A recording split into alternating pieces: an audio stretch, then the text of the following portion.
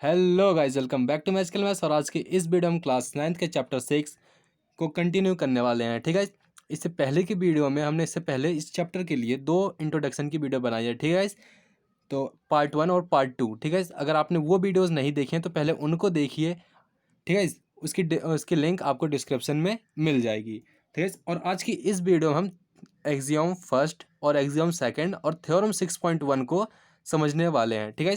तो आज के इस वीडियो में हम 3 टॉपिक को करेंगे। ठीक है। पहला हमारा टॉपिक क्या है, एक्सियोम 6.1। और सेकंड टॉपिक हमारा क्या है, एक्सियोम 6.2। और लास्ट हमारा टॉपिक क्या रहेगा गाइस, थ्योरम 6.1। ठीक है। हमारा जो अगला वाला हमारा जो टॉपिक रहेगा लास्ट वाला, थ्योरम 6.1। चलिए स्टार्ट करते हैं हमारे पहले टॉपिक से। तो हमारा जो पहला वाला टॉपिक है ना गाइस, एक्सियोम फर्स्ट, ये क्या कहता है, if a ray stands on a line, if a ray stands on a line then the sum of two adjacent angles so formed is 180 degree. इसका मतलब एक लाइन पर अगर एक रे स्टैंड करे तो ये जो दो एंगल बने इसका सम क्या होगा, 180 डिग्री। जो गाइस मैंने आपको पहले ही वीडियो में बता दिया है। ठीक है गाइस, इन जो दो एंगल होंगे इनका जो सम होगा, एंगल 1 और एंगल 2, ये क्या होगा, 180 डिग्री। ठीक है। और इसी वजह से इस एक्सियम, और इसको क्या बोलते हैं, लीनियर पेयर ऑफ एंगल्स।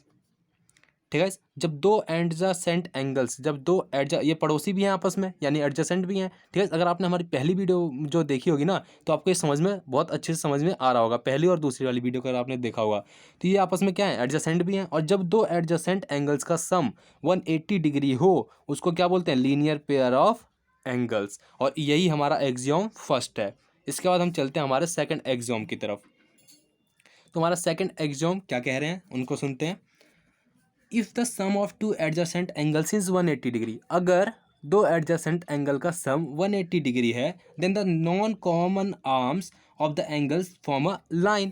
ठीक है। इसका मतलब क्या है, अगर ये दो एंगल्स का सम 180 डिग्री है, अगर इन दो एंगल्स का सम 180, तो ये जो नॉन कॉमन आर्म्स हैं, ये नॉन कॉमन जो आर्म्स है ये मिलके क्या बनाएंगे, फॉर्म द लाइन, एक लाइन बनाएंगे। ठीक है।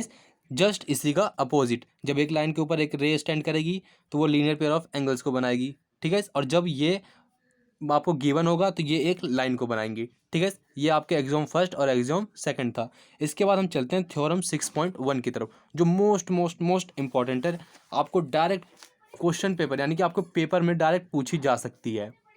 देखिए इसके लिखने का तरीका देखिए। जो थ्योरम 6.1 है, थ्योरम 6.1 गाइज, ये ना आपसे डायरेक्ट क्वेश्चन पेपर में पूछ ली जाती है। आपसे ये नहीं पूछा जाता कि थ्योरम 6.1 को एक्सप्लेन करो, आपसे क्या पूछा जाएगा वो सुनो। ठीक है। देखिए theorem 6.1, if two lines intersect each other then the vertically opposite angles are equal. Guys मैंने आपको बताया था ना पिछली वीडियो में कि हम अगली वीडियो में हम इसको प्रूफ करेंगे कि ये जो वर्टिकली अपोजिट एंगल होते हैं वो आपस में क्या होते हैं, इक्वल होते हैं। तो यहीं आपको ये चीज़ प्रूफ करनी है। If two lines intersect each other, अगर दो लाइन आपस में एक दूसरे को काटती हैं, then the vertically opposite angles, जो वर्टिकली अपोजिट एंगल्स हैं वो क्या है, इक्वल हैं। ये प्रूफ कर रहे हो कि हमें प्रूफ करना है। तो आपको गाइज ना पेपर में ऐसे आएगा क्वेश्चन। ठीक है। जो स्टेटमेंट लिखी है ना, यही स्टेटमेंट लिखी होगी पेपर में और आपको बोलेगा प्रूफ करो इसे। तो आप क्या करोगे, पहले लिखोगे स्टेटमेंट। स्टेटमेंट क्या है गाइज, इफ टू लाइंस, ये आपको ना पेपर में गिवन होगी। ठीक है। Intersect each other then the vertically opposite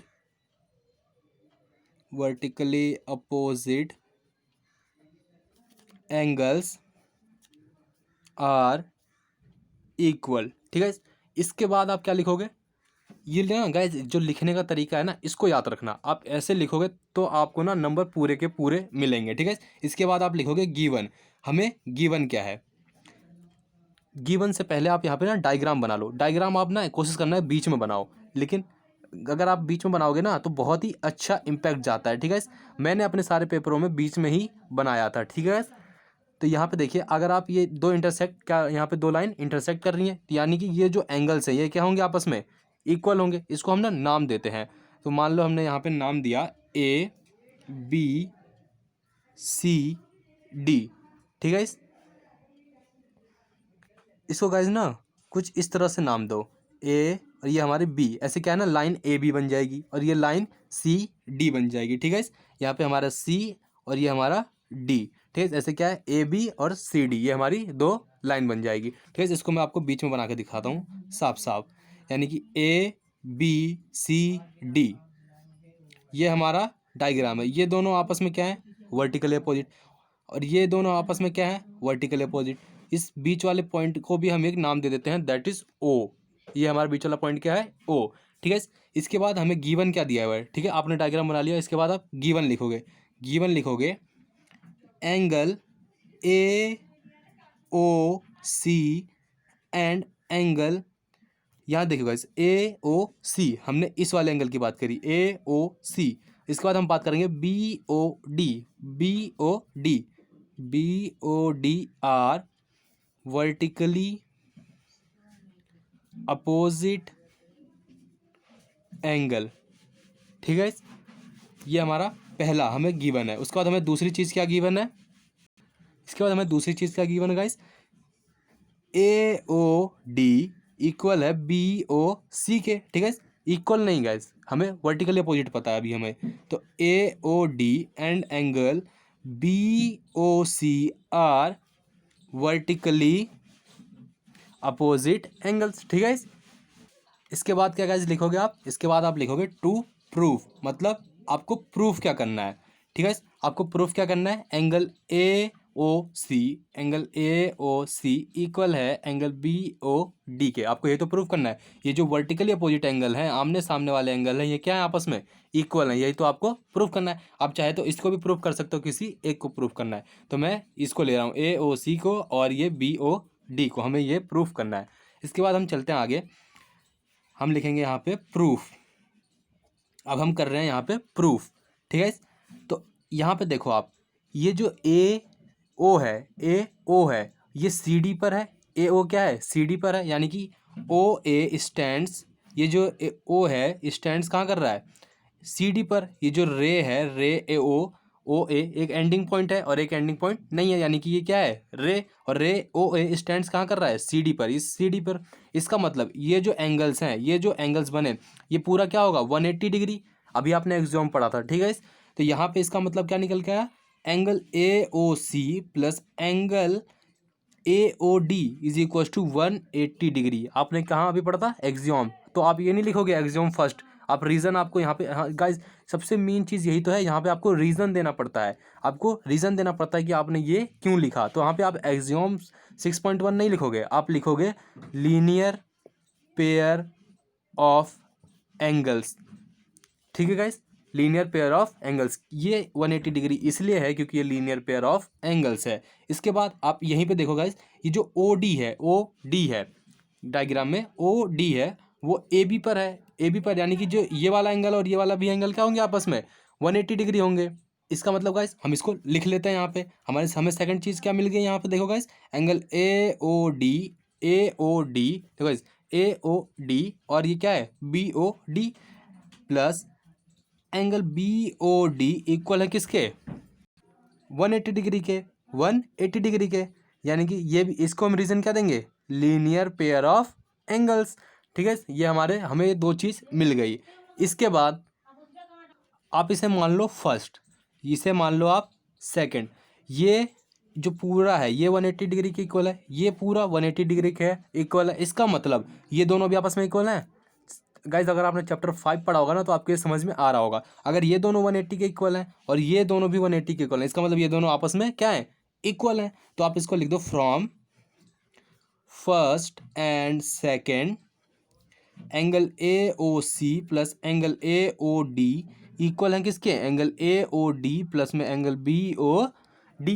ठीक है, अब देखो यहाँ से आपको देख के क्या समझ में आ रहा है, angle A O C plus angle A O D equal है एंगल ए ओ डी और एंगल बी ओ डी। यहाँ पे भी ए ओ डी है और यहाँ पे भी ए ओ डी है। जब आप ए ओ सी में ए ओ डी जोड़ रहे हो तो वो किसके इक्वल आ रहा है, बी ओ डी में, जब आप ए ओ डी को जोड़ रहे हो। मतलब समझ में आ रहा है गाइस, इसको ना आप एक एग्जांपल समझो। मान लो आपका जो यहाँ पे angle A O C plus और क्या है आपका angle A O D equal है किसके, angle A O D plus में एंगल बी ओ डी। अगर मान लो ये एंगल ए ओ सी कितना है, 1 है, ठीक है। ये इसको मानो गाइज ये क्या है, 2 है, और ये भी मान लो 2 है। ये ऐसा कुछ होता नहीं है गाइज, मैं आपको समझाने के लिए बता रहा हूँ। ये जो एंगल ए ओ डी है ये क्या है, 2 है, एक नंबर है 2 है, और यहाँ पे भी क्या है ये 2 है। तो इसका मतलब आपका एंगल ए ओ सी क्या है, प्लस में 2, और यहाँ पे भी प्लस में 2 बी ओ डी। तो ये 2 इधर आके माइनस में जाएगा और ये आपस में कैंसिल आउट हो जाएगा, यानी कि ए ओ सी किसके इक्वल आएगा, बी ए ओ डी के इक्वल आएगा। मतलब जब आप दो में ये जोड़ रहे हो और दो में ये जोड़ रहे हो तो वो दोनों चीज़ बराबर आ रही है। इसका मतलब जो आपने दो में जोड़ा वो तो कोई सेम चीज़ जोड़ी होगी। आपने अगर चैप्टर 5 पढ़ा होगा गाइज ना, तो आपके जो थ्योरम 6.1 है बहुत ईजिली समझ में आ रही होगी, ठीक है। तो यहाँ पे इसका मतलब ये क्या है, आपस में इक्वल है, ठीक है। यहाँ पे आप ये लिख दोगे, आप ऐसे नहीं लिखोगे जो दो मैंने बताया, आपको यहाँ सीधा लिखोगे आप, it is implies that angle A O C is equal है एंगल बी ओ डी के, ठीक है। हैंस इसके बाद आप लिख दोगे हैंस प्रूव्ड, ठीक है।